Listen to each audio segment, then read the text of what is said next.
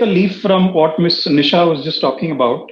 Very interesting. Where one is your statistics saying 85% of, or 90% of the brain, etc., and so on. And the other side of it, there was some input on resources, financial resources, equity, salaries, etc. So I'm just trying to connect something here. On one side, we say that 90% of the brain develops between, up to the age of 6. I'm just thinking back, onto the expense involved in my education from up to age 18. I'm thinking of the, expenses in education, cousins, a general household. How much do they spend on the education of the child? Now, my question is, how much of that expenditure that I do actually goes in that 90% of the time? Sadly, 95% of the expenses that we incur on a daily basis, the end consumer, the parents, the father and mother, 90% of the expenses that they incur on their children is on education, which is after 8-9 years. All the expense that a family, that the end consumer is spending, is actually from 5th standard, 7th standard, 10th standard, tuitions, 12th standard, tuitions. Come to college, you need donation. I don't know. I mean, I'm not trying to say that the system is flawed or anything, but even if you're looking at as a as a business, this thing, aren't our resources going in the wrong place? If I look at the education system in the US, or if I look at the education system as defined in the Canada, where you have your, registered early education practitioners, etc., you take out the budgets from there, have a look at the budget. See, the percentage is not so skewed as it is in a country like, if you look at the education up to 6 years, you look at the expense mentality of the end consumers, and we have to save, even the insurance, child insurance plans, etc., talk about saving for when the child is 20 years old. So that's one thing, maybe one thing that needs to come into play, and I hope the national education policy will also integrate this in some form. I haven't seen any lines in it in this regard. Other thing that I would like to connect, and I think more relevant to what you asked me to address, is on what is actually developing in this first 0 to 6 years. I'm extending 3 to 0. I'm just taking it back a little. I'm assuming early education also includes that part of it until 6. See, from a psychological, or from all the research writings, and I'm not going to go into a lot of research, but I'm just going to give you the meat. A lot of this talks that says that the self concept, this term is very little understood even in adulthood. But they say the child is 6 or 8 years old. By the time, translate it, what it means to you and me, by the time my child was in 2nd standard or in 3rd standard, his or her self-concept is already developed. Self-concept with respect to the child, self-concept with respect to the way it interacts with the environment. Now, this, I don't know if we can take this lightly, or how serious is this when it comes to any parent who's having a child and needs to start worrying, thinking about an appropriate development plan. The other aspect which you wished me to connect on is how is it presently in India, and I'll connect this to our Anganwadis. Right. Now, on one side, you have established that the child's self-concept is actually developing in that period. And I think we have all experienced, everybody here knows how an Anganwadi functions. There is a set routine, there is a schedule, there is a qualified people around who run the functions. And just then, when I visited an Anganwadi, I went into the back door. I went into the, to the administration, etc. One factor which very starkly came across is they have 24 registers to be maintained in an Anganwadi. 24 registers. Who has to do it? It is that same qualified person that we have sent there to look after the children, who has to take out time and enter 24 registers.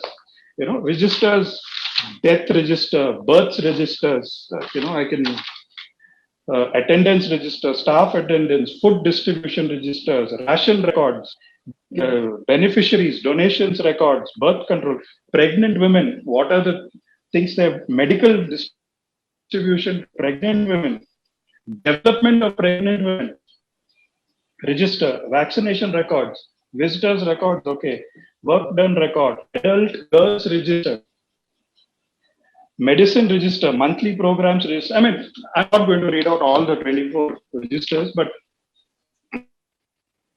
if I were to sit open and close these registers on a basis, I have no time left for anything else. And as a result, what's happening is these qualified staff that we have are forced to devote more energy into this. And at the end of the day, who are monitoring the children for most of the time that they're there? It is the helpers.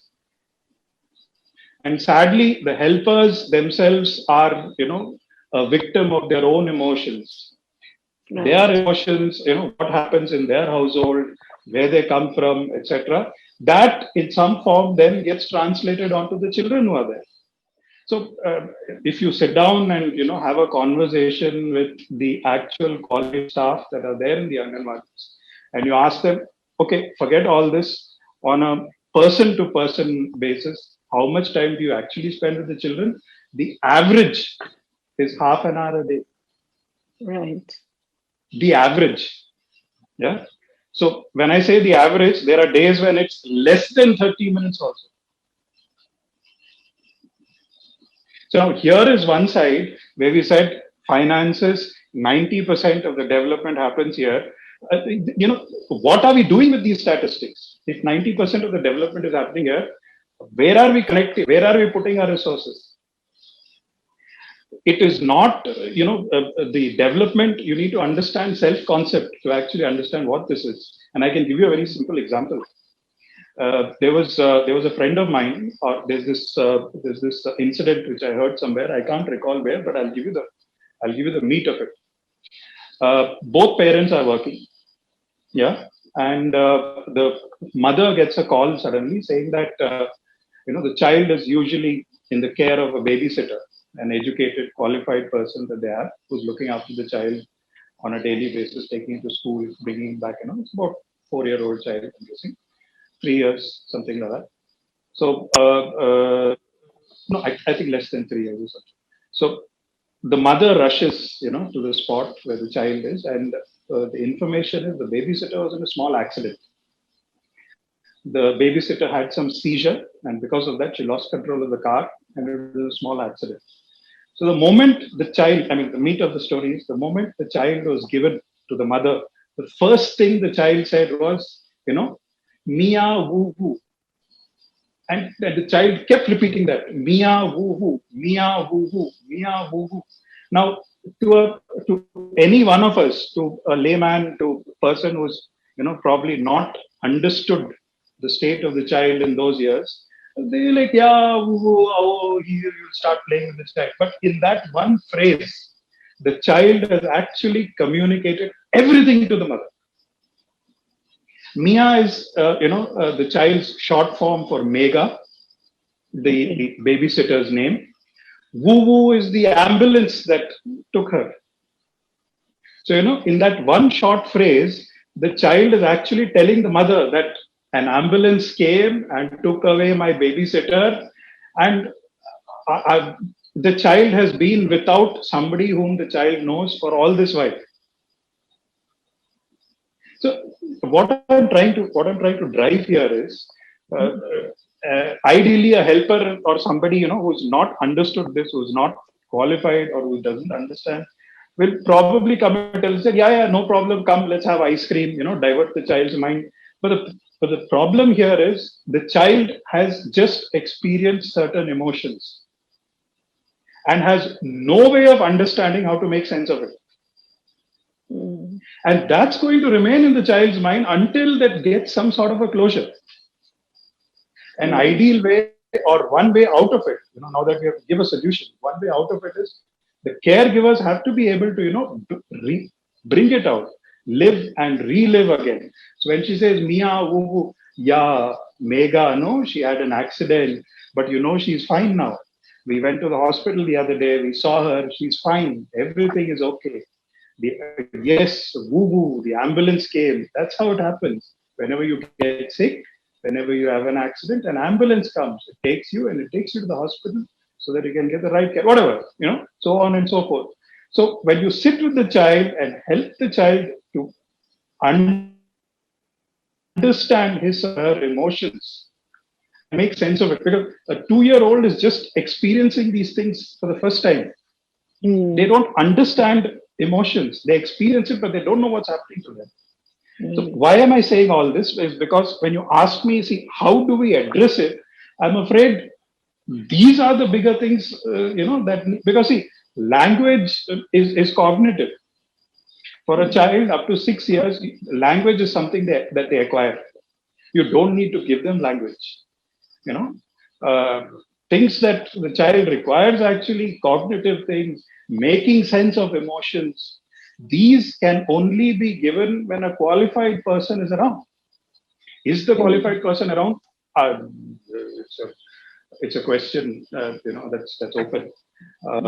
And the third or connected question is, just before I got into this discussion, I just wanted to get a sense of this point which you said about how is it now. I wanted to understand Anganwadis from the end user perspective. And I actually asked a couple of my relatives, do you know what Anganwadi is? They say no. Yes. Do you know any children who studied in Anganwadi? No. So if Anganwadi is such a crucial piece of, such a crucial piece of the puzzle in the national education policy, it's very strange that a new mother is not aware of its existence, because directly going to nursery, which is of course indicative that we rather go into a private setup. So I had another view. I had another couple of thoughts on Miss Nisha was just guiding us through how principals, teachers have to come out of the cabins, come out of this thing. See, three most important skills in this area is facilitation skills, observation skills, and cognitive understanding, cognition skills. Teachers, of course, this is based on all the programs that we have conducted with faculty, teachers, right from institutions like the Indian Institute of Management, IIMs, right up to government school teachers, like both ends of the spectrum.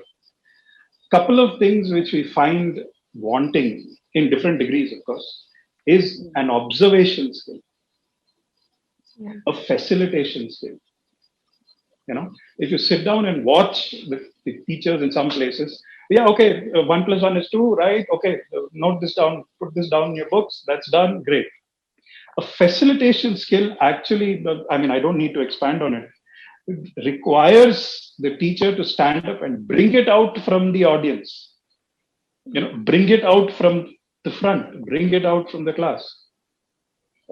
Miss Nisha very, very aptly, in fact, even you very aptly said, you need to make them think. Learning will happen on its own. Are we doing that? Observation skills. Do our teachers actually have the ability to observe